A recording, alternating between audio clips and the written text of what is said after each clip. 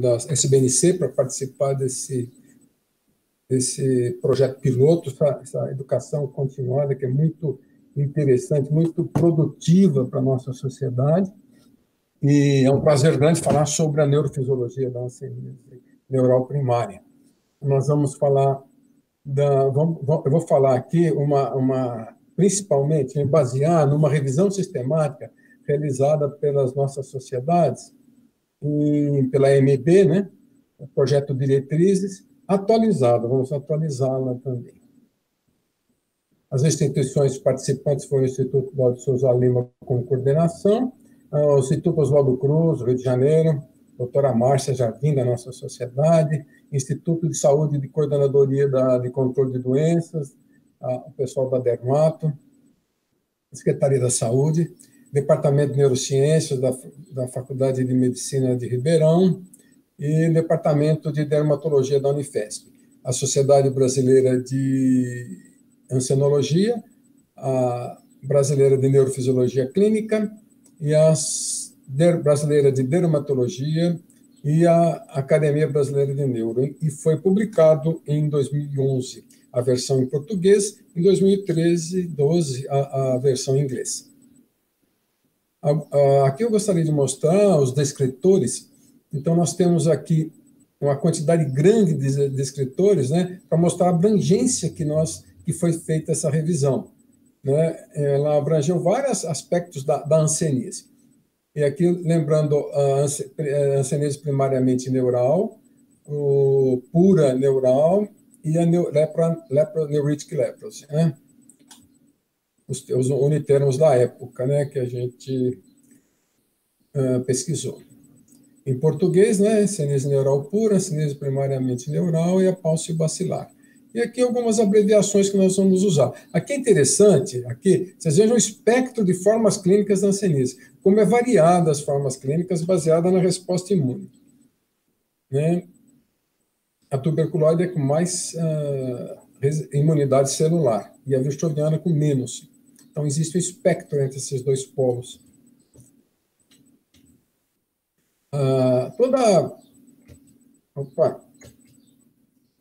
Toda a revisão baseada em evidência, a gente coloca, o estudo é colocar a força de evidência de cada trabalho citado, revisto. Então, aqui os mais fortes são os trabalhos, os ensaios clínicos randomizados com duplo cego. E sem duplo cego já cai um grauzinho,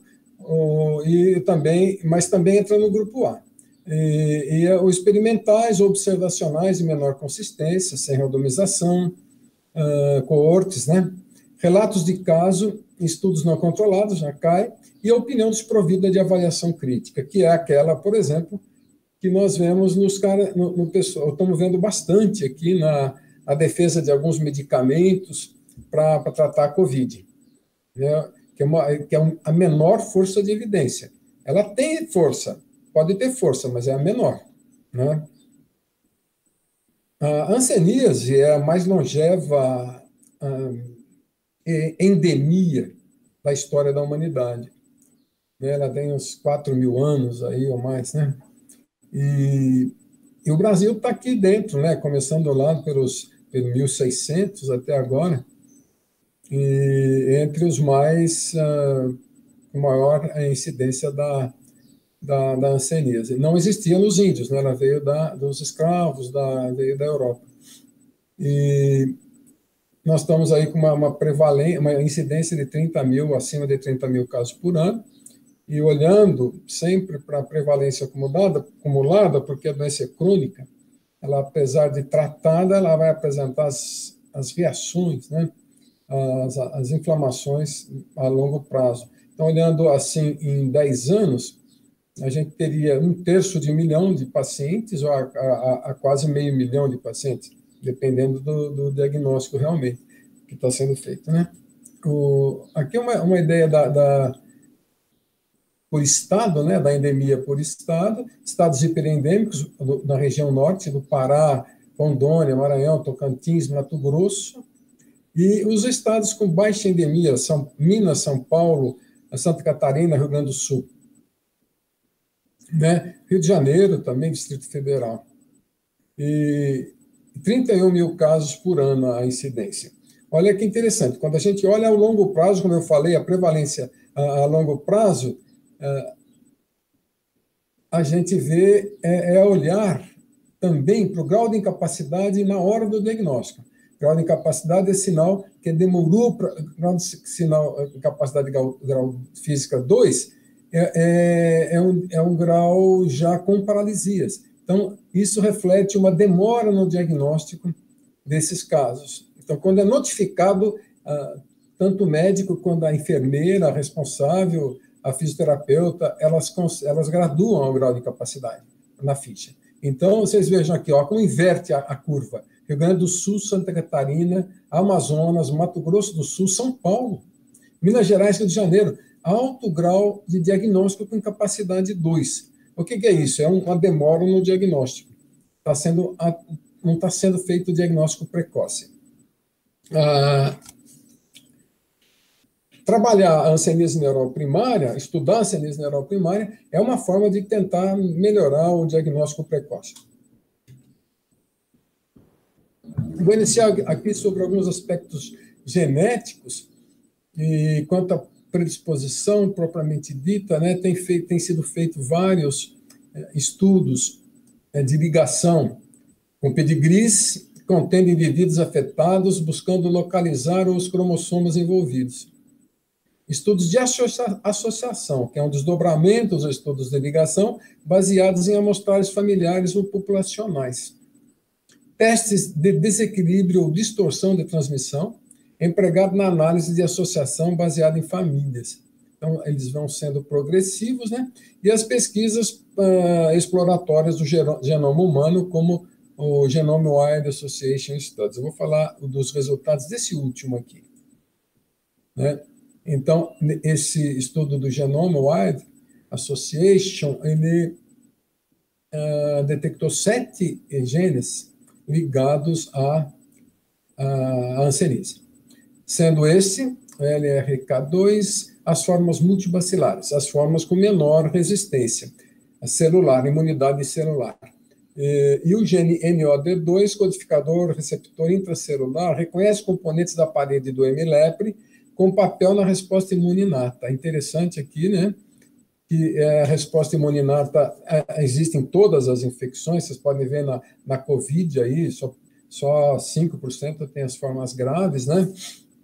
E 80% não desenvolve nada, fica sem sintomas, ou nem pega o vírus. Então, e isso já era observado na hanseníase no século passado, no começo do século passado, e o professor Abraham Rothberg, o que também batalhou bastante para mudar o nome de lepra para hanseníase, ele apresentou em 1939 um congresso de ciência do Pacífico, em São Francisco, a hipótese do fator M, da resistência natural. E foi publicado o trabalho em 57 na Revista Brasileira de Leprologia, que se transformou na revista de Hansenologia atualmente, internacionais, que é editada pelo Lauro de Souza Lima. Nesse gene também foi encontrado nucleotídeos de poliformismo que estão associados aos estados reacionais. Veja, formas multibacilares e os reacionais. Conforme a forma, a reação é diferente. A doença no nervo, então, que é o nosso objetivo fundamental. Então, o hemilepre, ele entra, a porta de entrada, ele é um parasita intracelular, obrigatório, né? Então, como primeira coisa, ele entra na mucosa ou pele e vai ser fagocitado por células inflamatórias. Ele pode correr no sangue, uma das hipóteses, né? Ele provavelmente vai pelo sangue, por isso que pode ser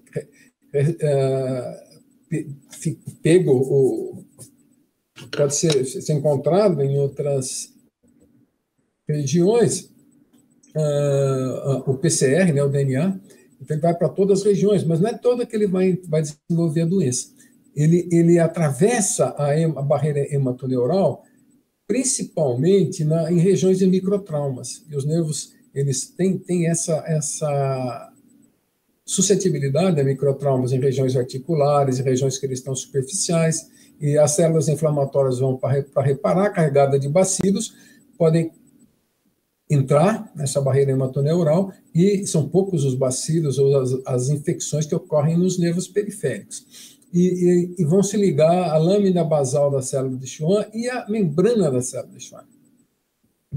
Aqui vocês podem ver a célula amielínica, é uma célula mielinizada, é muito mais fácil de penetrar na célula amielínica, tem mais facilidade, e ele cresce mais nela mesma, aqui nessa figura do meio, mas também vai na célula grossa. Né? Transforma a célula de Schwann em célula imatura, uma célula tronco-like, e daí apresenta para os macrófagos. Aqui nós vemos nessa figura da direita um nervo longitudinal, um corte, uma biópsia de pele, hein?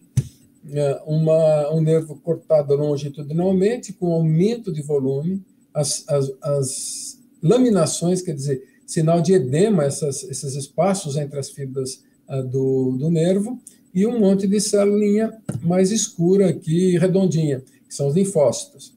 Aqui nós temos um corte transversal do nervo normal. Então, duas características já aqui desenhadas na biópsia de pele, no micro, né? Uma lesão de pele, que tem anestésica, né? Então, nós temos um nervo aumentado de volume e uma assimetria de lesão, nervo bom e nervo ruim. Então, a gente chamou isso de micromononeuropatia múltipla ou de mononeuropatia múltipla microscópica na pele. Já é o desenho da primeira, da mononeuropatia, que é a base dessa doença, que é a forma básica dessa doença. Todas as fibras são comprometidas, né? Mas começa inicialmente por essa daqui, para as fibras finas, que a gente viu, que uma célula de Schwann tem um monte de fibra fina junto, então vai comprometer o maior número de células mielínica e também com maior facilidade. Então, nociceptivas, a sudorese, né? A fibra C, e mais precocemente. Quanto à patologia que é desenvolvida, a gente vai ter, então, inicialmente, quando o bacilo está na célula de Schwann, uma desmelinização, uma patologia da célula de Schwann. E no comprometimento da fibra fina, nós não observamos na neurocondução tanto, né? Mais na clínica, às vezes, ou no mapeamento sensitivo, com estudo de sensibilidade dolorosa, e que pode durar de 5 ou mais anos o bacilo aqui guardado nessas células de Schwann. E pode deixar rastros em algum local, né? E quando esse bacilo é apresentado para as células inflamatórias, nós vamos ter os processos reacionais. As neurites, né? Que têm sintomas exuberantes, com dor, que podem evoluir até 4 a 5 anos. Aqui a gente vê um tronco nervoso com bastante pontinho pretinho, mais escurinho aqui, que são linfócitos, que é uma inflamação difusa. Tem células grandes também, epitelioides no meio, e tem já laminações, sinal de edema, importante. E tardiamente nós vamos ter a fibrose intraneural, tanto no epineuro, quanto no perineuro, e quanto no endoneuro, aqui no meio, bastante fibrose, né? E todo esse cor-de-rosa aqui é colágeno. Então, ele pode destruir até todas as fibras, né? Então, quanto mais inflamações a gente vai ter, quanto mais edema, mais fibrose. Por isso que a gente trabalha bastante no tratamento da reação, que é bastante importante. Aqui é legal a gente lembrar da classificação, de quanto é complexa essa doença. A imunidade depende da imunidade de cada paciente. Então, o pólcio bacilar é importante diagnosticar, porque o tratamento é de 6 meses. O tuberculoide puro é o que tem mais, que seria o TT, né? Tem mais lesão, tem mais imunidade celular, ele mata o bacilo, teoricamente, você nem precisaria tratar esse paciente. E o dimorfo tuberculoide também tem bastante resistência, o tratamento, então, é bem mais curto. O multibacilar, poliquimioterapia de 1 ano. Olha, o dimorfo do meio, dimorfo virchoviano e o virchoviano puro, né? E esses daqui, a doença, ela se dissemina muito mais, né? Muita facilidade de pegar mais áreas, né? E reações tipo 1, o V principalmente, né? Tipo 1 nos dimorfos e reação tipo 2 nos virchovianos, principalmente. Tá? Dimorfos D, né? Reação tipo 1, que é mais celular, e aqui mais humoral, mais hiperérgica, mais hiperalérgica, né? Mais antígeno-anticorpo. E sem efeito em matar bacilo. Ele vai reagir contra os bacilos mortos já, contra os antígenos dos bacilos. Pacientes que apresentem o comprometimento nervoso periférico como primeira manifestação clínica, sem outra etiologia suspeita na anamnese médica e sem lesão de pele identificável clínica laboratorialmente. Essa é a definição do hanseníase neural primária. Ela foi primeiramente descrita, citada no editorial do International Journal of Leprosy, em 52, por Wade, um leprologista famoso, importante da época, no século passado, né? Como a gente já falou do século, vai falar aqui no fim do século passado, já estou lembrando. Mas 52, né? Essa revista era a revista mais importante do mundo, né? E era americana, e ela foi extinta em 2000 e parou de ser publicada em 2004. Terminaram a preocupação com a hanseníase nos Estados Unidos. A classificação indiana, em 1955, classificou em primariamente, ou pure neuritic leprosy. Um trabalho importante também mostrou nos 5 continentes que as lesões de nervo, que são comuns as lesões de nervo, precederem as de pele.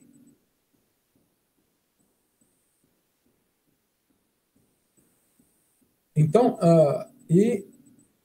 a mononeuropatia, basicamente a neuropatia da hanseníase é uma mononeuropatia múltipla, e ela foi descrita, a neuropatia mais simples, mais distal possível, né? Ela é uma neuropatia bastante distal, descrita como uma mononeuropatia múltipla sensitiva dos ramos digitais. Vários autores mostraram esse quadro.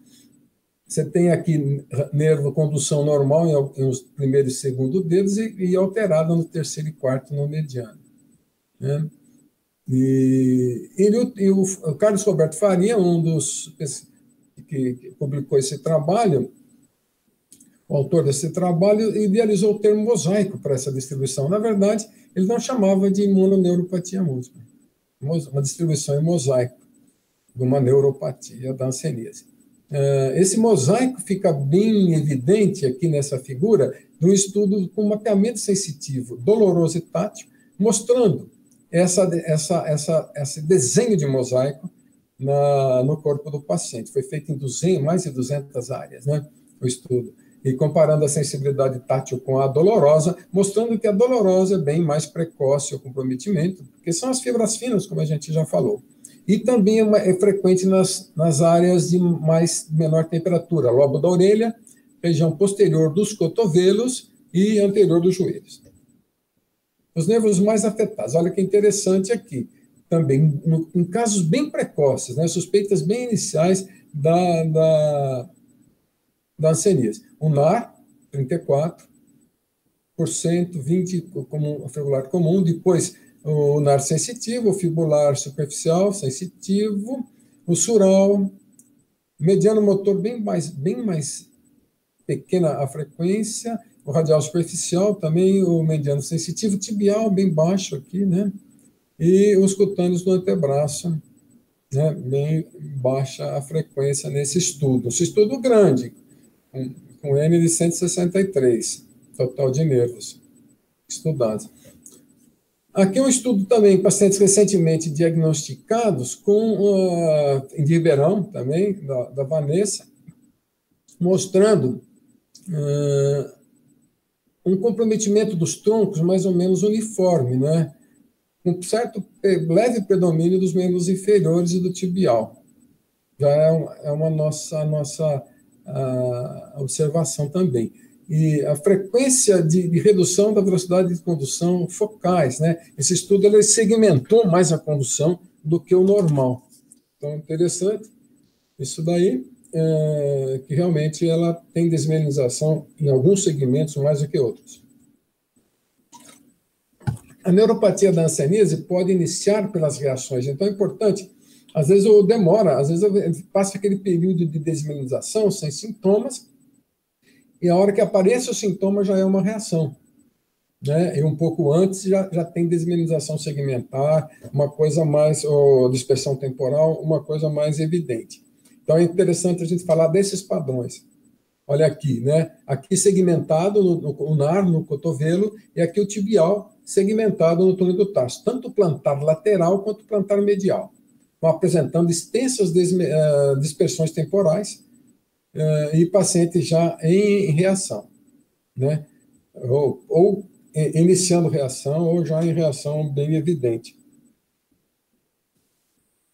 Aqui também, pacientes com reação, aqui a gente vê uma assimetria importante entre o lado esquerdo com o direito, uma latência extremamente grande, distal, 53 milissegundos, e do outro lado uma latência aumentada, mas não tanto, né? A velocidade também baixa através do túnel. E outro paciente com um nervo normal do lado direito e um bloqueio de condução do lado esquerdo.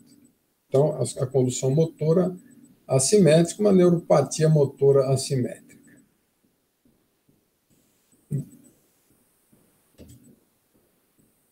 A dispersão temporal, desmelinização, já significa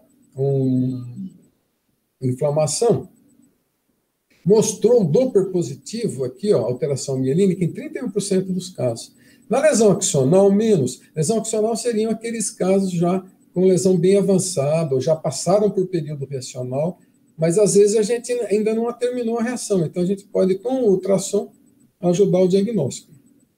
E aqui, esses casos que não têm Doppler positivo, eles podem estar precedendo uma reação, uma inflamação mais importante, com Doppler, né? Com vasodilatação e sendo mais evidente ao Doppler. São suspeitos de neuropatia.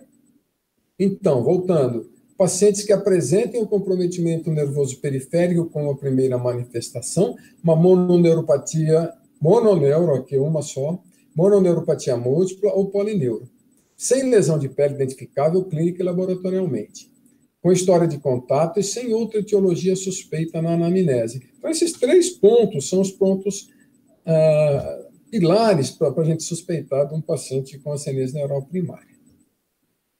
Ela pode ser subestimada em 2 situações, quando não são consideradas doenças de diagnóstico diferencial com hanseníase, e quando as investigações das lesões de pele não é completa a investigação. Estudos populacionais na Índia mostraram 1,3%, número N grande, né? Ou 4,3%, um N também bastante grande. Então, a gente deve esperar nessas proporções. No Instituto Lauro de Souza Lima, em 20 anos de biópsias de nervo, nós, em 62 biópsias, 34 pacientes, a gente teve uma prevalência, uma incidência menor que 2 pacientes por ano. Os aspectos imunológicos e dermatológicos da investigação devem vir antes da investigação neurológica propriamente, né? Então, o teste sorológico importante, mais que a gente faz mais de rotina, é o PGL-1, é o anticorpo que investiga o anticorpo fenólico tipo 1, que é um antígeno específico do M-lepre. O teste é chamado ML-Flow, e ele é positivo, a especificidade dele em 90% dos casos. 97% no... Opa! 97% nos multibacilares, 94% nos falcibacilares e 28,6% nos contactantes domiciliares. Olha como é importante, contactante. Ó, os bons programas de hanseníase procuram contactantes, né? E os centros de referência costumam fazer isso. E assim como o programa do controle do coronavírus. A gente deve pegar o positivo e ir atrás dos contactantes e trabalhar os contactantes. 9,8% em grupo controle. Então, em áreas endêmicas, não diferenciar a infecção de doença. Então, infecção, o contato, esse paciente já teve contato com o bacilo, né? O bacilo já entrou, mas não causou doença. Correlacionada fortemente à carga bacilar, igual extensão da doença. Então, essas letras aqui, B, C, elas são os trabalhos que a gente está citando aqui, a força de evidência que a gente procurou nessa revisão, tá certo? A reação intradérmica, aqui é um trabalho só que eu peguei, do Mitsuda, ela não deve ser considerada fator excludente da hanseníase neural primária. Olha aqui, em 14 casos aqui de um trabalho de 2004, 46 tinham Mitsuda negativo, 46%. Então, eles eram, então, multibacilares, a gente classificou. E os outros, Mitsuda positivo, a gente classificou como falcibacilar, e esses como dimorfos, né? Então, é importante na classificação do paciente. Com a investigação de pele nos suspeitos, a neuropatia ela precede as lesões de 15% a 35% dos casos. Então, a investigação boa da pele é fundamental. E iniciando, então, pela baciloscopia. A gente realiza o índice baciloscópico nas áreas que têm maior probabilidade de ter bacilo, que são as áreas mais frias da pele, lóbulos da orelha, as regiões posteriores do cotovelo e anteriores do joelho, dos dois lados, né? E como mostra esse trabalho aqui, essa pesquisa mais recente. Essa daqui é uma coisa também antiga, essa prática, também baseada em pesquisas de sensibilidade, em estudos, né? E que confirmado aqui, né? Nessa pesquisa mais recente. Mostrado, evidenciado bem aqui nessa pesquisa. Mesmo padronizada nos pontos índices, ela pode ser falsa ou negativa. Tem problema de técnica também. Você corta a pele pouquinho, né, raspa, para não sair sangue, só linfa. E retira essa linfa em seis áreas e faz a pesquisa da baciloscopia. Bota na lâmina e faz a baciloscopia. Uma novidade importante é fazer o PCR na linfa, que vai aumentar mais 50% o diagnóstico de neurais primários, demonstrado muito pelo trabalho da Universidade de Uberlândia, com o neural, revisitando a hanseníase neural primária. Então, isso é recomendado. Isso é uma novidade importante e dá para fazer nos centros de referência. Pode até pegar a lâmina, mandar para... A lâmina, eu não sei. Não dá, acho que tem que fazer uma retirada diferente tem que fazer lá mesmo no centro de referência. Agora, a biópsia já dá, né? Mandar a lâmina da biópsia de pele ou parafina, o bloco de parafina, para fazer o PCR nos centros de referência. Aqui, ó, uma coorte de 208 pacientes, 133 áreas anestésicas e 63 sem anestesia. Essas sem anestesias que baixou a positividade, né? 58,6 compatíveis. Se acrescentar a inflamação inespecífica, vai para 81%, um trabalho de força B. Então, é recomendado fazer o PCR nos centros de referência. Aqui pode mandar o bloco de parafina. Comparado nervo e pele, o nervo é mais positiva, a baciloscopia ou a inflamação, e na pele menos, né? Outras pesquisas de 31% a 50%, somando alterações inflamatórias inespecíficas, vão de 64%, né? Então, fazer o PCR nos centros de referência. Então, lesões, biópsia de pele em áreas hipoestésicas, sem lesões cutâneas, mesmo sem lesões cutâneas, e em territórios e nervos acometidos, evidenciando a perda de sensibilidade pelo mapeamento. Papel da neurofisiologia. Então, vamos ao nosso assunto. Agora que nós estamos chegando, vocês vejam como que é amplo o problema. Sensibilidade e especificidade. Então, a avaliação neurofisiológica é mais sensível do que o exame clínico na detecção de comprometimento nervoso, mesmo em nervos não espessados. E apresentam, pacientes sem comprometimento neurológico podem apresentar normalidade de condução nervosa em 40% dos casos. Na eletromiografia com agulha, não ajuda muito no diagnóstico. Pode ajudar em algumas coisas, às vezes, né? No caso de uma lesão que você na condução não teve mudança. O que ajuda aqui são os exames de condução nervosa seriados, né? E num caso que você não teve alteração nenhuma, mas da condução, ou que já é uma lesão completa, e você queira ver se aumentou alguma desnervação, alguma perda, você pode fazer agulha. Mas ela não ajuda muito, não, porque a fibrilação demora tempo para desaparecer em músculos desnervados, né? Então é difícil falar do timing dessa desnervação.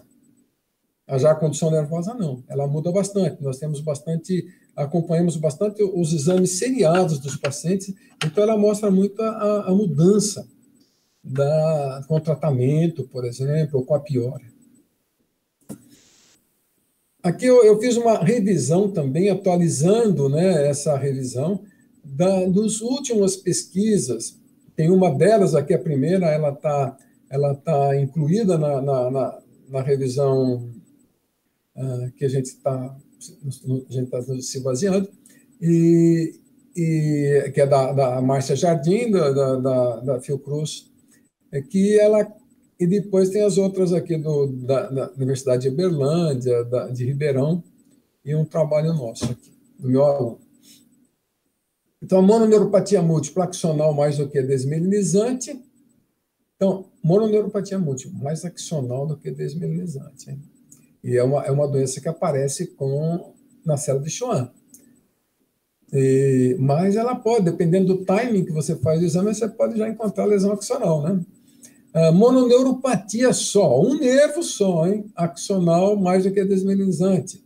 Trabalho de Uberlândia. Aqui, mononeuropatia sensitiva axonal, só sensitiva.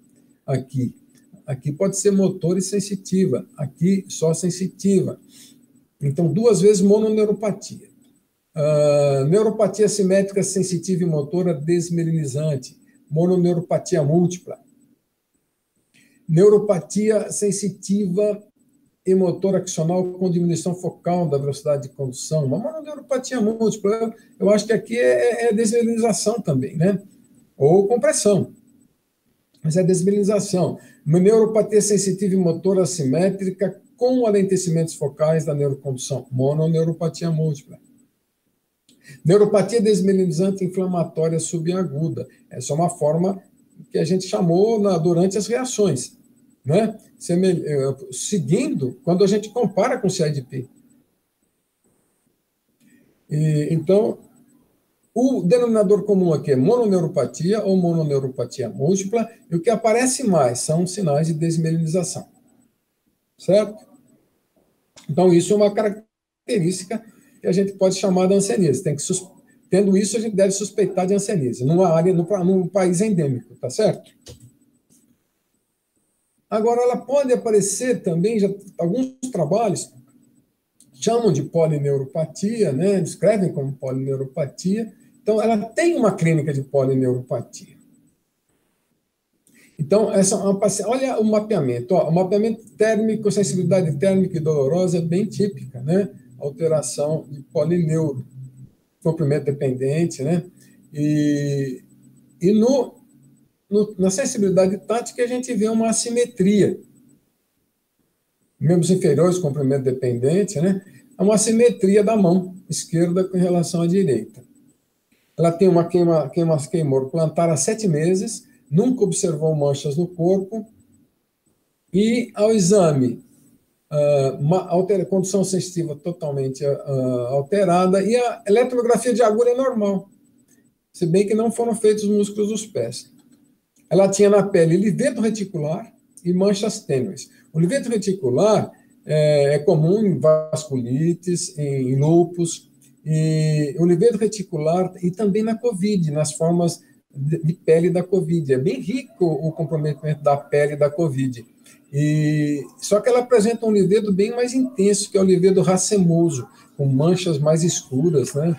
E só para a gente correlacionar. Então, o livedo, a gente tem que pensar em investigar a causa, né? Se tiver alguma doença associada, alguma clínica associada.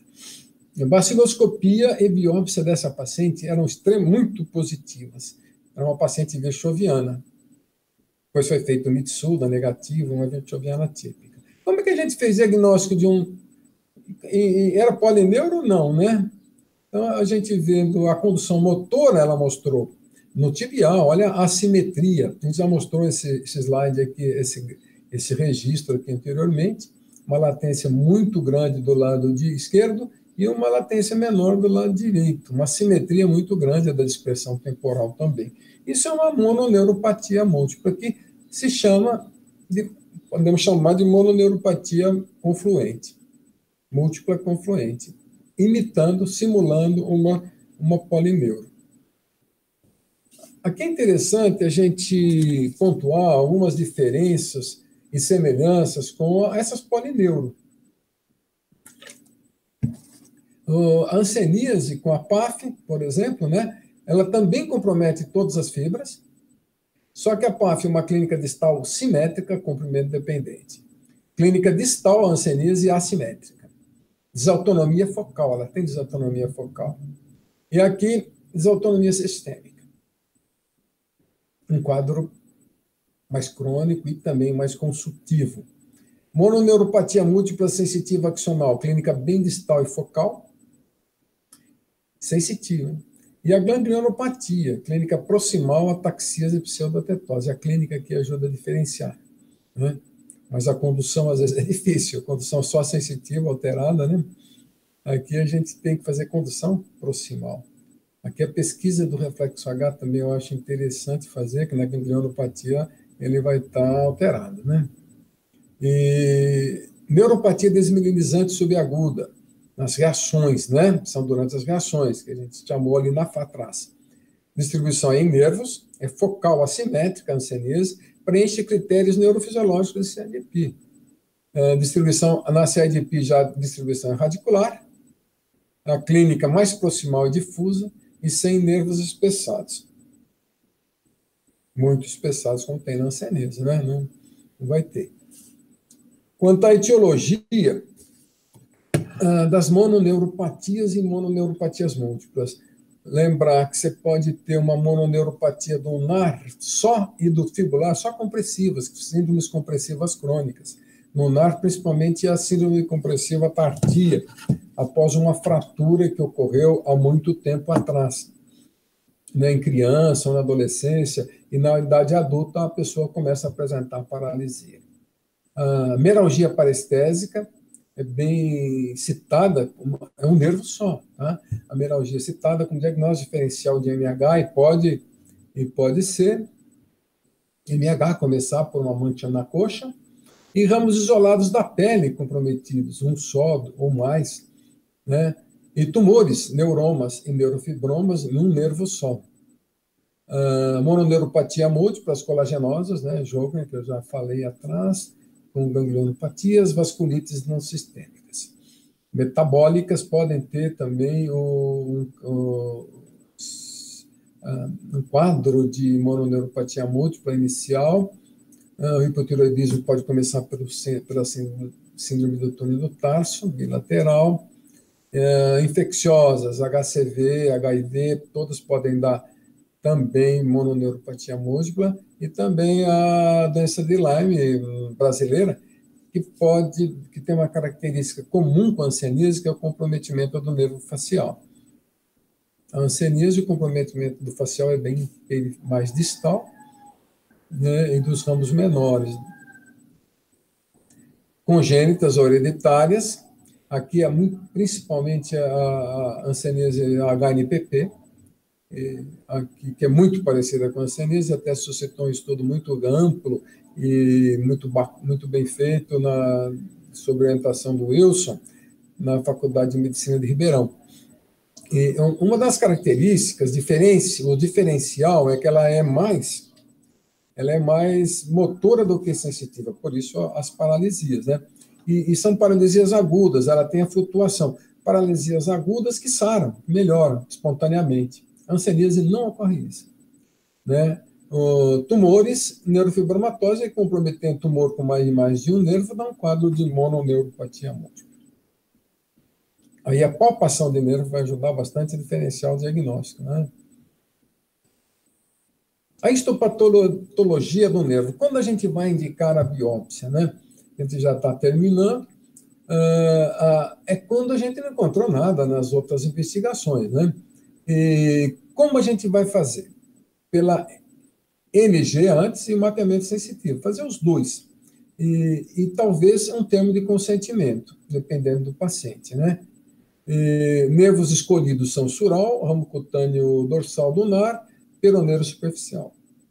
E os nervos lesados.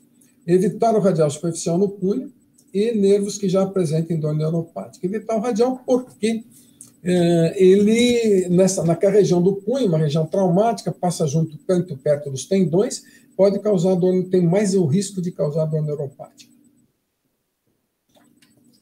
Aqui, nós vamos biopsiar esse nervo que não tem resposta detectável. Normalmente, de preferência, podem ser biopsiáveis nervos com redução da amplitude, mais do que 50%, pode dar alterado. Aqui é importante o mapeamento e o consentimento prévio do paciente, né? Explicar bem. Nessa revisão foi feito sugerido algoritmo ou fluxograma para a investigação da hanseníase neural primária, do paciente que entra pela dermato, infecto ou hansenologia e do paciente que entra pela neuro.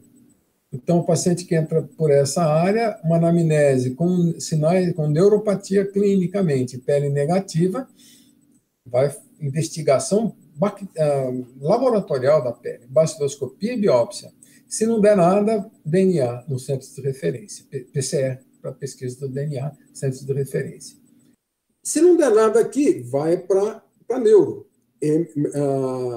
Mononeuropatia, NG positiva, vai para a biópsia do nervo. E se não der nada,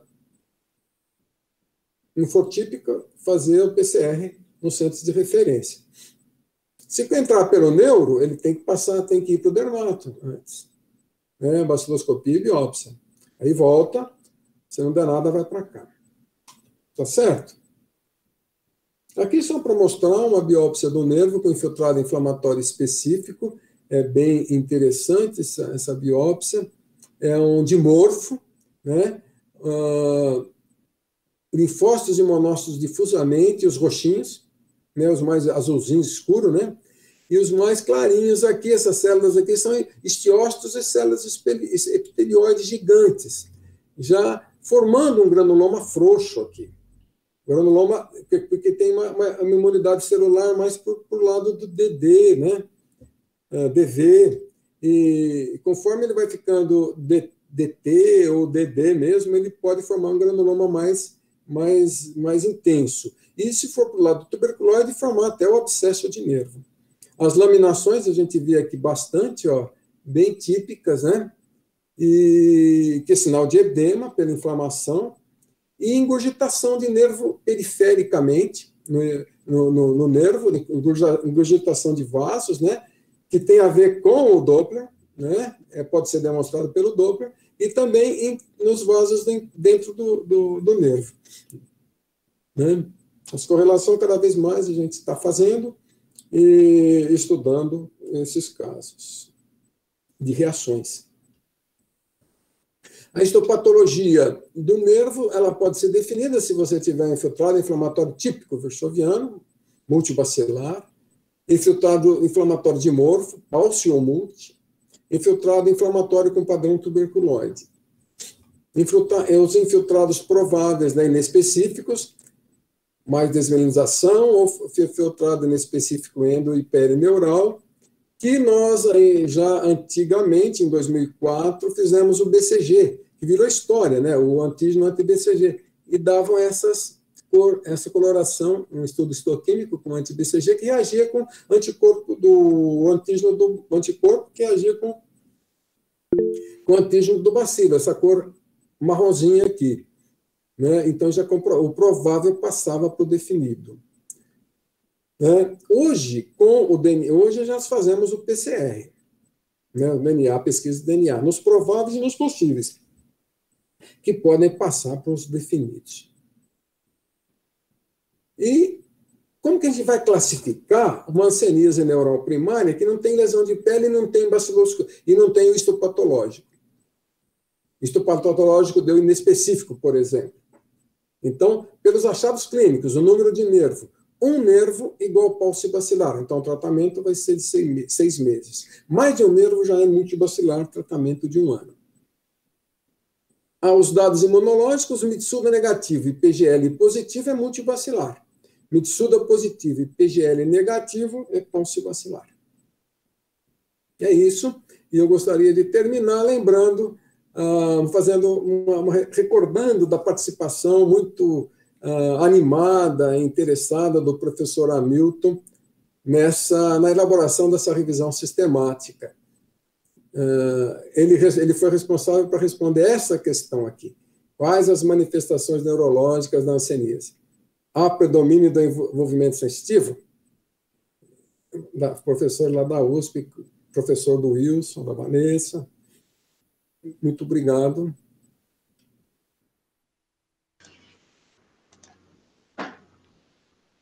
Bom, obrigado, professor Garbino, pela excelente aula, né? Acho que agora a gente pode abrir para as perguntas, né? Então, quem quiser fazer a pergunta diretamente aí através do microfone, gente, por favor, fiquem à vontade.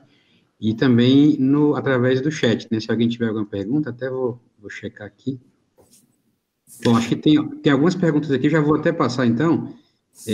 Primeiro aqui um comentário do professor Wilson, né, lá de Ribeirão, comentando o trabalho do professor Faria, lá de Goiânia, né, que deveria ter sido publicado numa revista de alto impacto, né, um trabalho brilhante, um comentário dele sobre esse trabalho. E aí agora algumas perguntas. Então, acho que uma pergunta aqui que é do Marrone, né?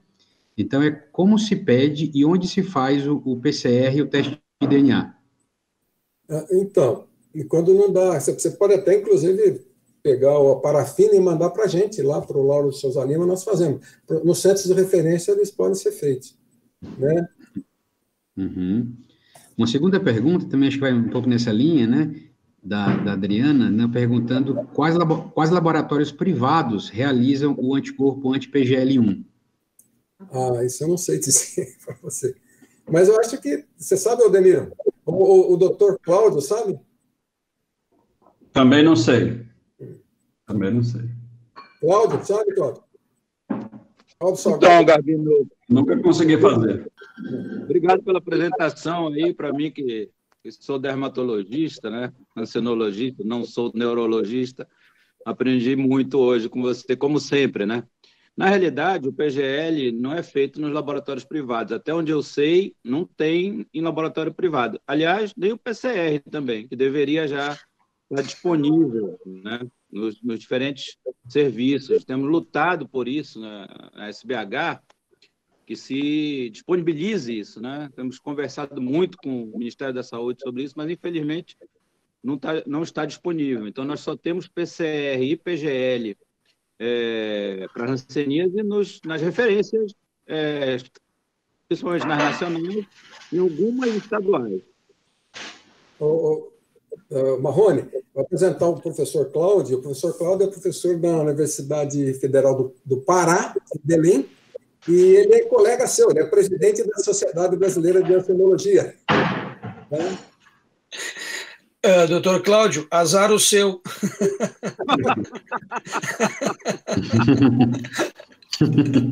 Tá bom. Mas é uma grande aventura, né, Cláudio? Muito prazer. Prazer. A recíproca é verdadeira, né, Cláudio? É verdadeira. Garbino, eu gostaria de saber, Está me ouvindo aqui? Se você não acha útil a utilização da eletromiografia para mapeamento dos músculos comprometidos para reabilitação, para definir quais músculos que estão definitivamente perdidos, naqueles casos crônicos, já não é na questão de diagnóstico, só no acompanhamento. Se, nesses casos de acompanhamento, você não acha útil a utilização da agulha? Boa pergunta aí. A gente usa muito na reabilitação. Então, você vai fazer uma transposição, a hanseníase, aquelas transposições que eram feitas para poliomielite, foram feitas para hanseníase depois que houve a cura da doença, né? E a gente fazia muito lá no Lauro de Souza Lima, ainda faz. Então, você tem que ver o músculo que vai ser transferido, se ele está bom para... Então, a eletromiografia tem uma utilização nesse aspecto. É que nem fazer estudo prévio para reabilitação de lesão de plexo braquial, né? Reconstrução, né? De cirurgia, transposição de tendão. A gente pode usar sim, e usa. Ok, obrigado. Gabino, eu tenho uma pergunta que pode ser trivial para vocês, mas eu sempre tenho discutido isso com meus alunos, né? Existe hanseníase de um nervo só? Tem. O trabalho do Diogo, ele mostra bem isso. Qual é o tamanho disso? Qual é o tamanho disso? Hã? Qual é o tamanho disso? Como assim? Porque, por exemplo, se você tem... Você pode detectar um tronco nervoso alterado, por exemplo, numa eletromiografia, mas se você tem uma outra área do tegumento com alteração cutânea, que às vezes não tem alteração no eletroneuro, você aí já tem mais de um nervo afetado, não é não? Pode ser sim. Mas você tem como mononeuropatia... Depende do ponto de vista do conceito disso, né? Como é que você conceitua isso? Não, mas é fácil. É fácil de ver. Você tem mononeuro só. O tuberculose pode dar só um nervo comprometido. Só um nar, ou só o ramo cutâneo, dorsal.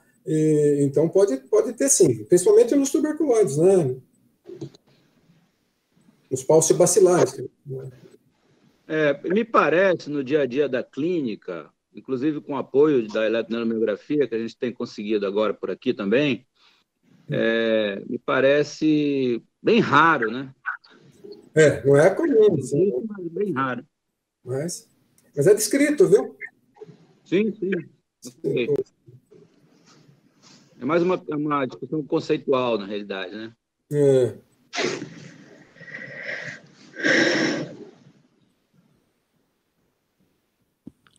Posso fazer uma pergunta? Deve. Posso.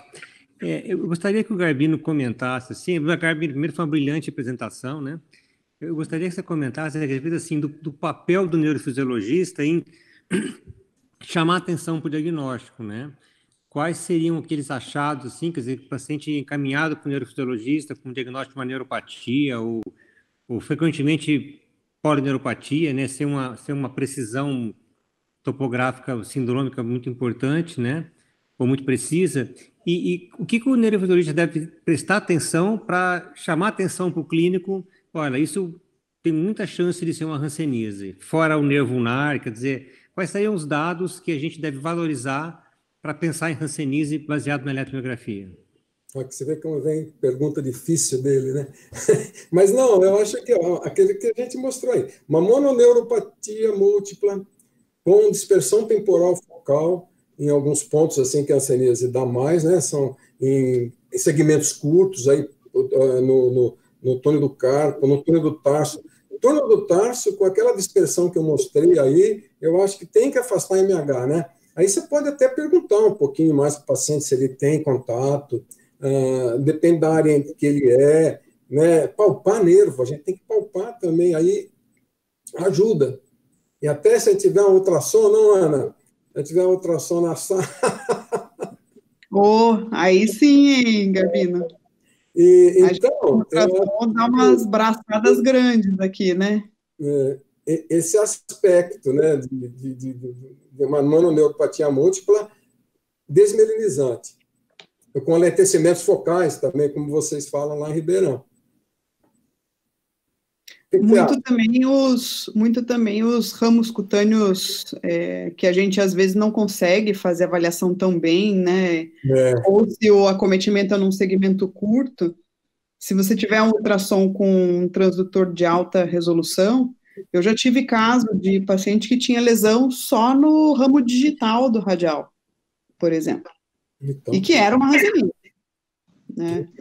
Não, eu até fiz o exame, ficou bonito o exame comparando a parte lateral com a medial do polegar para poder mostrar que o ramo do mediano não estava alterado e do radial estava, ficou bonito, inclusive, mas a confirmação mesmo é que o nervo 6 vezes maior do que o contralateral ou do que o ramo medial que era do mediano, né, com uma característica com Doppler positivo e tudo mais.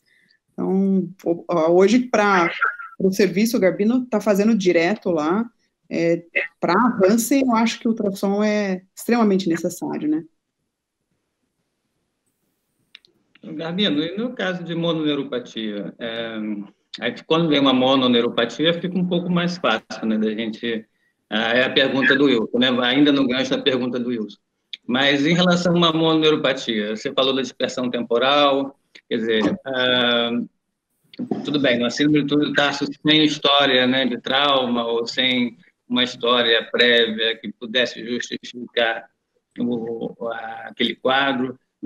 Existe alguma característica desse potencial que a gente possa ter essa dica e passar essa suspeição para o clínico numa mononeuropatia, né? Quer dizer, aquele potencial ali, disperso ou não, uma diminuição de velocidade. Você pega muito, por exemplo, no cotovelo, com potenciais sensitivos com amplitudes normais, lá no quinto dedo. Isso é uma coisa frequente, porque eu pego esse paciente já numa fase mais tardia. Então, assim, todos que eu pego já têm amplitudes baixas.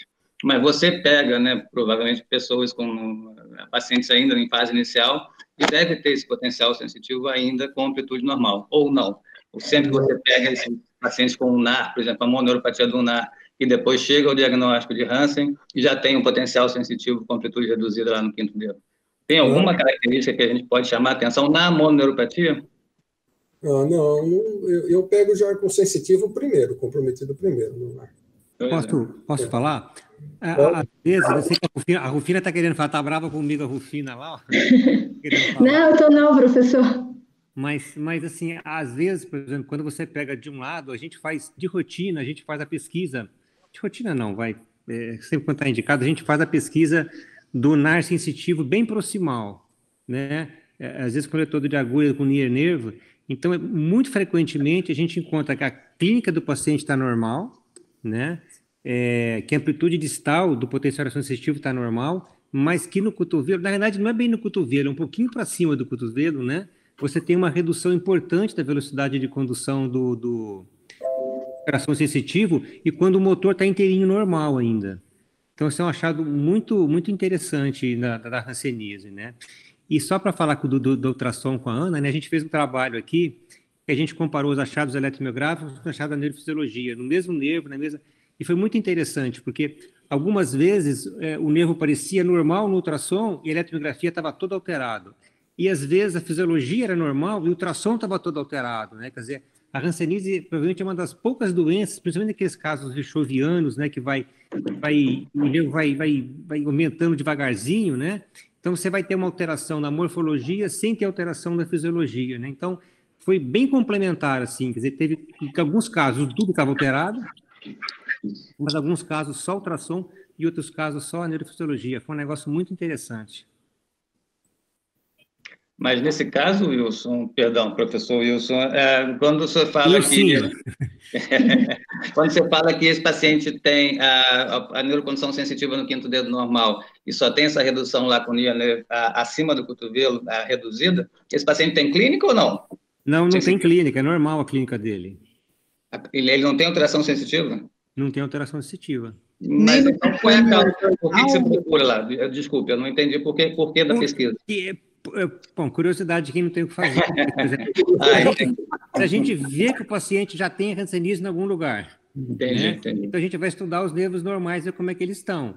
E isso é uma lesão bem precoce. A gente fez um estudo aqui, né, dos contactantes. né? E aí a gente encontrou muita lesão sensitiva focal assintomática. A gente acabou nem precisando publicar esse trabalho. Então a gente fazia... Porque a hanseníase, assim, o Garbino falou para a gente, né, quer dizer, o bichinho ele fica em alguns lugares muito específicos do nervo. Então, se você estudar, fizer ultrassom naquele lugar, fizer a neurofisiologia naquele lugar focal, você vai encontrar alteração. E então a gente pegou esses pacientes que eram contactantes, né? E a gente fez neurofisiologia em muitos pacientes que eram clinicamente normais. Quer dizer, eu não sabia da clínica e a clínica não sabia da neurofisiologia depois que a gente bateu as coisas, né? Então, nesse caso agora foi com o objetivo, né? Pegar a lesão precoce. E a gente encontrou muitos nervos afetados, assintomáticos. E o Wilson, professor Wilson, o trabalho do Diogo também pegou muitos contactantes, né? Pacientes que tinham só a sorologia ou que estavam mudando a sorologia para positivo, o aumento do ELISA, e também encontrou muitas alterações neurofisiológicas nos pacientes que ainda estavam assintomáticos, né? Sim, inclusive a lesão do distal, assim, por exemplo, do ramo sensitivo do fibular profundo, né? Então, realmente o contato, quando você vai fazer um exame do contato, você tem que ter um cuidado maior, que você vai pegar alterações também, né? E isso por quê? Porque a primeira lesão ela é mielínica, né? Às vezes, quando a gente estuda distal, a gente vai ver a perda axonal. Então, a gente fala, ó, a lesão é axonal. Mas não é, ela foi mielínica no começo, que era focal lá, né? Porque fisiopatologia que o Garbino falou. Gente, vamos deixar a Rufina falar, gente.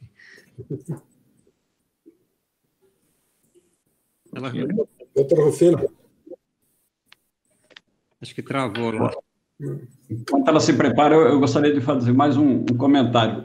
Doutor Garbino visita o meu estado com alguma frequência, né, no Hospital São Julião. Nós temos um hospital de referência em hanseníase aqui, e meu estado, aqui no Mato Grosso do Sul, tem uma incidência bastante alta. E nós temos uma dificuldade muito grande em chegar na biópsia do nervo. Nas mononeuropatias que lembram a hanseníase, com frequência a gente enfatiza na conclusão, liga para o colega, volta, até a biópsia de pele vai bem, mas na hora de tirar um pedacinho do nervo, o neurocirurgião foge, todo mundo foge, um manda para lá, para cá, há uma certa resistência também, a necessidade mesmo do termo de consentimento informado, e eles terminam optando, algumas vezes, por provas terapêuticas. Vocês têm observado isso também? É assim aí no estado de São Paulo, em outros locais? O doutor Cláudio disse que quase não vê, mas talvez porque nós, neurologistas, neurofisiologistas, vemos mais casos neurais e tem uma relativa frequência, pelo menos por aqui, de mononeuropatias hansênicas, sim. Posso responder? Manda para nós lá em Bauru que a gente faz a biópsia.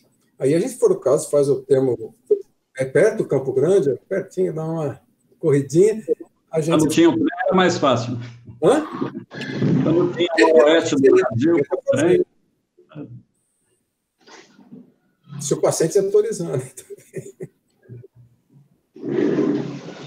Cláudio, para falar agora. Rufina, estou angustiado contigo. Tu quer falar e não fala. Aqui, pessoal, não, agora vocês estão me ouvindo? Eu desativei a câmera para ver se melhora o sinal de internet. Estão me ouvindo? Sim, melhorou. Parece que o Espírito Santo está mais lento o negócio aí, é isso? Não, é porque hoje está um monte de gente com trabalho aqui em casa, cada um com a aula, e está todo mundo com a internet, aí está difícil. Mas, olha bem, parabenizar o doutor Garbino, adoro esse assunto, né? Eu fiz residência com o doutor Wilson, tive a oportunidade de ver muita hanseníase, e queria partilhar uma angústia no que diz respeito aos casos reacionais. Às vezes o paciente chega para a gente, tratei hanseníase há 5 anos, há 10 anos, e agora a neuropatia, assim, se manifestou. E, surpreendentemente, alguns casos, pode ser uma forma reacional, vamos tratar a dor neuropática, mas você observa que esses pacientes não melhoram, eles retornam para a segunda eletroneuromiografia, Aí você vai olhar o exame de agulha, desnervou, indica uma biópsia e quando vai fazer a biópsia, está cheio de bacilos. Isso aí, o histórico é 6 anos, 5 anos, 10 anos de um tratamento. Alguns casos que a gente consegue fazer a biópsia, você prova isso. Mas aqui no norte do estado, na divisa com a Bahia, nós temos um problema que é endêmica a hanseníase e a pobreza muito grande. Eu entro em contato, às vezes, com assistente social e peço para retratar, porque eu não tenho como biopsiar aquele paciente. E eu discordo um pouco que o exame de agulha, às vezes, não vai ajudar nada, porque a neuropatia reacional, geralmente, ela não é agressiva assim. Agora, se tem uma reinfecção, você observa que a neuropatia, ela foge ao controle. Eu queria compartilhar, ver se vocês têm experiências semelhantes, assim, à minha. Eu vou começar a responder e vou passar para o Cláudio também para ele dar uma ajudada. As reações, elas podem ser agressivas, sim. E, principalmente se for para o polo mais dimorfo, né? Com granuloma intenso, como a gente mostrou nas biópsias de nervo aí, elas podem denervar, sim. Só que a gente consegue, pela neurocondução, ver o que está acontecendo. E elas podem durar até 4 anos depois de tratado o paciente, 5 anos ou até mais. Tem descrições de reações tardias de mais tempo. Só que, a partir de 4 anos, a gente tem que pensar na recidiva da doença. Então, tem que investigar a recidiva, com mastografia de pele, com biópsia de nervo, se for o caso, se precisar, biópsia de pele, e investigar a recidiva. Então, diferenciar, às vezes, uma reação tardia com uma recidiva é difícil. O Cláudio pode falar alguma coisa mais para nós. Outra coisa é dor neuropática. Quando você tem dor neuropática, você não perde função do nervo. A função é mantida, é só dor neuropática mesmo, pode ser. Agora, você pode ter a inflamação, perdendo a função, você tem que investigar a reação, ou recidiva. Recidiva. Então, essas 3 coisas. Cláudio, acho que... Primeiro, nós temos visto muitos casos de hanseníase primariamente neural. Não sei se a gente está agora olhando mais, né? Mas nós temos visto mais agora, talvez com apoio mais forte da neurologia, né, mais próximo. Então, a gente tem visto mais, realmente, né? E, assim, confirmando com PCR, esse tipo de coisa. Só lembrando que foi falado aí pelo Wilson, às vezes você vê uma coisa na eletroneurografia e vê um outro nervo afetado pelo ultrassom. Então, eu volto a perguntar, será que tem hanseníase de um nervo só? Em relação à questão da recidiva e versus reação, eu acho que a gente está começando a conhecer mais, né? Do ponto de vista nosso aqui, a gente tem tipado o Mycobacterium lepra, né? Então, nós temos visto mais diferentes variações. Por exemplo, você ter 2 cepas diferentes e o paciente melhora com o tratamento da PQT e a outra cepa fica, e essa outra cepa começa a manifestar exatamente isso que foi falado aqui, de uma alteração neural, que você tem dificuldade, inclusive, de encontrar essa cepa, e aí quando você consegue encontrar e faz a tipagem dela, você vê que é uma outra cepa, diferente daquela primeira que tinha tipado, com aquele quadro mais abundante, cutâneo, com muitas lesões, etc., né? Então, são coisas que nós estamos começando a ver agora, com mais ferramentas moleculares, né? Então, eu acho que nós temos muita falência terapêutica e muita insuficiência terapêutica com as 12 doses. Infelizmente, na maior parte dos casos, no mundo inteiro, o paciente faz 12 doses e recebe alta por cura, sem parâmetro de cura. Então, é uma alta administrativa. Exato. E aí, depois, a gente vai receber esse paciente daqui a 2 anos, daqui a 3 anos, com um quadro de alteração importante, e achando que é reação, mas, na realidade, é uma recidiva ou uma insuficiência terapêutica, que é o que a gente tem visto mais. Ok, obrigada, gente. Era isso aí, a minha angústia é exatamente essa, porque muitas das vezes vem encaminhado como reacional e não é reacional. E a gente tem muita dificuldade, enquanto neurofisiologista, a convencer todos os envolvidos nessa cadeia que tem que investigar de novo, que tem que retratar novamente. E outro aspecto que eu acho assim, muito interessante na hanseníase é assim, quando nós recebemos um paciente da classe C e D, todo mundo acredita e investiga. Quando você pega um paciente da classe A, Exatamente. você quase apanha quando você levanta essa bandeira. Eu tive um caso, logo que eu cheguei da residência, era um executivo, assim, um cara muito diferenciado, e era uma hanseníase neural pura, eu não tinha a menor dúvida, porque ele tinha os nervos espessados, era um padrão clássico. E, curiosamente, o médico que havia me referenciado era casado com a dermatologista responsável pelo serviço. Então, eu liguei para ele e falei, olha, começa a investigar pedindo sua esposa para avaliar esse paciente. O paciente, no dia seguinte, ligou no meu consultório, mas assim, me distratou de uma forma absurda. Por que eu tinha falado isso? Aonde que eu tinha pensado isso? Enfim, era uma hanseníase neural, uma forma que evoluiu grave, e depois esse paciente... foi até a minha clínica me levando flores, chocolates e me agradecendo. Mas, assim, essa é a nossa realidade.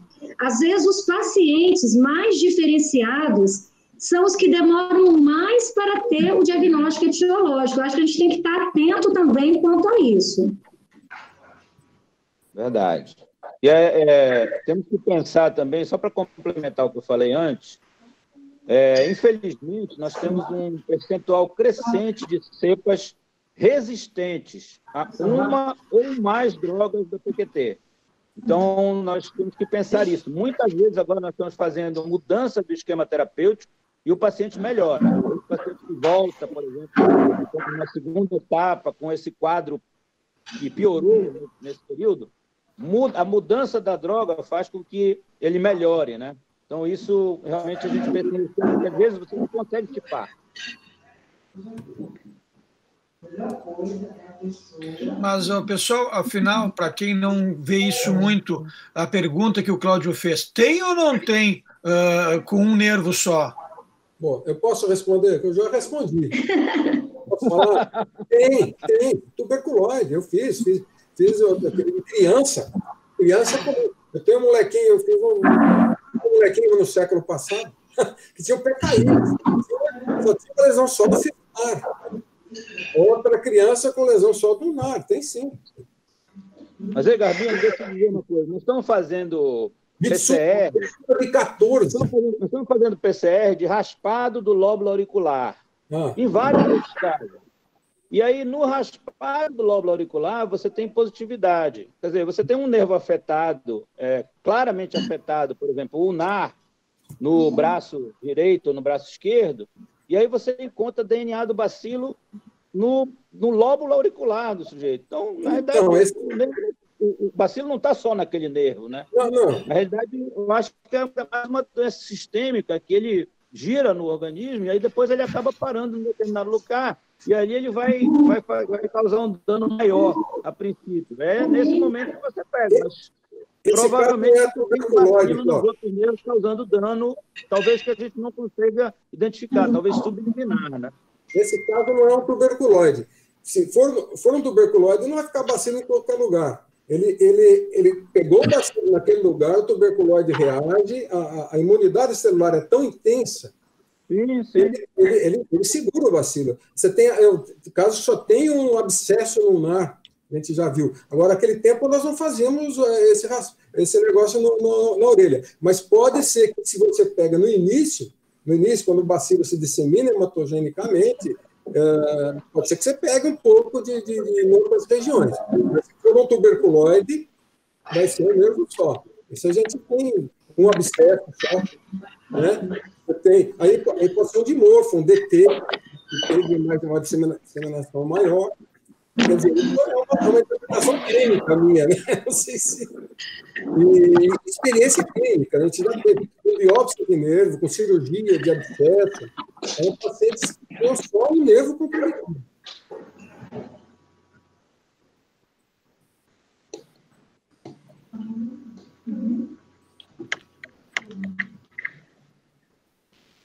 Alguma coisa a mais aí, Marcondes, que o pessoal escreveu? Tinha algumas coisas ali em cima? Eu estava vendo aqui, mas eu acho que já foi abordado aí nos comentários, na questão da assistência terapêutica, né, que a Raquel colocou, né, os casos de resistência. Então, acho que tem uma colega, Adriana, que colocou sobre avaliação para fibras sensitivas realizada por meio de eletromiografia que seja mais sensível para os casos sem especiamento neural. Não sei se... Mapeamento sensitivo com sensibilidade dolorosa, que é um trabalho que o Wilson orientou lá, que é muito... né, que é fibra fina, né? Gostaria só de deixar um relato pessoal, que o grupo aqui do Rio tem visto pós-Covid, mononeuropatia múltipla, e hoje a gente viu lá no hospital, num paciente de 45 dias como CTI, uma mononeuropatia fibrilar superficial.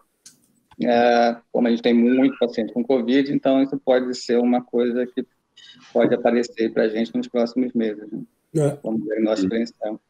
Eu, sinceramente, não sei se tem relação com Covid, ou se tem relação com a posição do paciente nesses dias que ficou no CTI, né? Mas, enfim, a mononeuropatia múltipla parece que não. O fibrilar superficial pode ser, né? Mas, de qualquer forma, é uma observação pessoal que eu acho que a gente vai ter muito caso aí, né, pós-Covid, para que isso aconteça mesmo. Né? Ficar atento, né? Bom, eu acho que, não sei se tem mais algum comentário, né, alguma pergunta.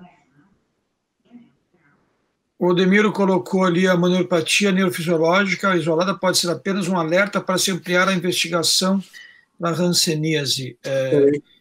Então, isso, na verdade, entra nessa celeuma que está tendo, me pareceu, entre existir somente um nervo ou não. Talvez seja ou pouco, menos ou mais investigado, né? Não sei. Pode ser. Isso tem também, né? Procurar, vai achar mais.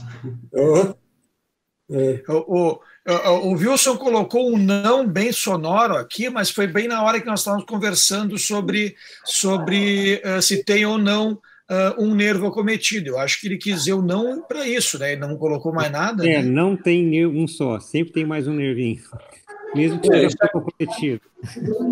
É aquela história da psiquiatria, né? Todos, se procurar bem, todos vão ter alguma coisa. O normal é o não bem investigado. Ele é patologia. O tuberculose, ele é muito restrito. Né? Mas mesmo no tuberculose, Garbino, se você vai ver a pele, por exemplo, naquelas regiões mais frias, né? Você vai ver que ele tem uma neurite intestinal, sim. Mas ramos intracutâneos, né? Que está expandindo a lesão, né? Então, a não ser naqueles casos bem precoces de contactantes, aí você pode pegar só um nervo afetado sem mais nada. Nos outros, eu acho que você sempre vai ter uma neurite intersticial, uma neurite intracutânea associada, entendeu? E aí, então, já expande, não é uma mononeuropatia mais, é uma coisa mais ampla, né? E, na minha opinião, quer dizer, se você encontra uma neuropatia intracutânea associada a um tronco de nervo, isso é a hanseníase até prova em contrário, com única exceção de HNPP. Porque às vezes você prepara pressão no cotovelo e tal, também acaba lesando ali. Então, nesse caso, é a famosa lesão em raquete do tuberculose. Você tem o tronco lesado e a pele também alterada. Mas a pele, em geral, é outro nervo. Não, depende, pode ser do mesmo nervo. A maior parte das vezes não é. Não, a lesão raquete é isso daí, a pele daquele nervo e o nervo cutâneo, né? Então, é restrito também. A hanseníase nodular da infância, às vezes a criança só tem uma lesão de pele na face e fica restrito aquilo lá, funciona como uma vacina. Então, a patologia do tuberculose puro, ele é muito específico, ele é muito resistente, destrói muito o bacilo. Não, assim, no começo, Garbino, eu acho que é isso mesmo, né? Inclusive, eu acho até que tem assim, que no começo a gente tem uma neuropatia transitória da hanseníase, porque assim, só 5% da população pega a hanseníase, né? Alguma coisa parecida. Mas, às vezes, quando você faz estudo neurofisiológico nos contactantes, eles têm lá lentecimentos focais e tal, que depois desaparece sem tratar. Você vai seguindo esses pacientes e eles somem. Então, eu acho que são casos assim, que o indivíduo foi infectado naquela época lá, teve uma reaçãozinha sistêmica, teve uma neuropatia mielínica, ou que distribuiu poucas fibras, e depois ele sara, né? Então, assim, no começo pode ser bem restrito, mas acho que depois não. Agora, e essa neuropatia transitória aí de início, eu acho muito interessante, não sei a experiência de vocês com isso, mas porque grande parte desses pacientes contactantes que a gente avalia no começo, assim, depois desaparece, eles saram sozinhos, né? Que é um negócio muito interessante, eu acho que não é descrito isso, pelo menos eu nunca vi aí. Não é descrito, não. Acho que vale a pena, Wilson. Só você mesmo que conhece. Agora, quanto ao tuberculose, ele é muito limitado, viu? A gente tem que se basear nas descrições mais antigas. O tuberculose nodular da infância. Pega um nervo só e uma área de pele só e para naquilo. Ela não tem essa fase transitória. Ele é muito rápido. Né? O tuberculose. Às vezes dá um abscesso também do dia para a noite. Então, eu não tenho visto muito mais tuberculose, né? Tive mais edimorfo, mas eu já vi no passado, no século passado, né? Eu sou velho. Você é velho, Garbino. É muito interessante. Você tem o Mitsuda bastante positivo, Mitsuda 14, 15, com necrose, né, da pele. É uma doença muito interessante, né? Com certeza, né? Ele é multifacetado, ela tem várias formas de se apresentar. Você olha de um jeito, outro olha de outro. Muito bom. Alguma coisa a mais, pessoal? Chefe, o que tu acha aí, Marcondes? Tem mais alguma coisa? Eu acho que já foi, mais ou menos tudo contemplado aqui, pelo que eu estou vendo aqui, algumas perguntas já foram discutidas, né, ao longo, né? Eu acho que foi tudo aí já né, discutido aí. Alguém quer fazer mais alguma colocação? Bom, eu queria só parabenizar o Garbino, o Marcondes, a palestra foi muito legal, e a gente tem essa pessoa fantástica, né, que é o Garbino, com essa experiência dele do século passado, séculos, né, a experiência de séculos. Não é qualquer sociedade que tem uma pessoa como o Garbino, né, com essa experiência que ele tem em Hansen e neurofisiologia clínica, né. Com certeza, né. E o cara está... Enfim. Agradecer a ele e ao Marcondes pelo convite de ser moderador. Não, acho que foi... Além de escrever vários livros, né, doutor Garbino? Não, além de ser artista, né? Pois é. Exatamente, também. O cara é multimodal, né?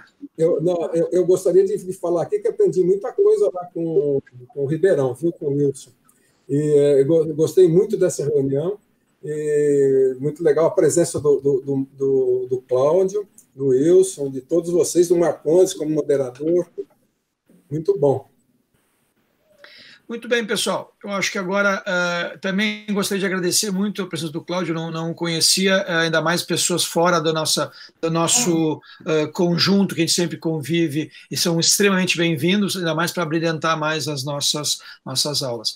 Bom, então acredito que agora são 6:09, a gente pode ir encerrando, e agradeço de novo de coração, e Marcelo Caetano também, excelente como coordenador dessa área de eletroneuromiografia. Pessoal, boa noite, felicidades a todos. Muito obrigado. Um abraço, boa noite.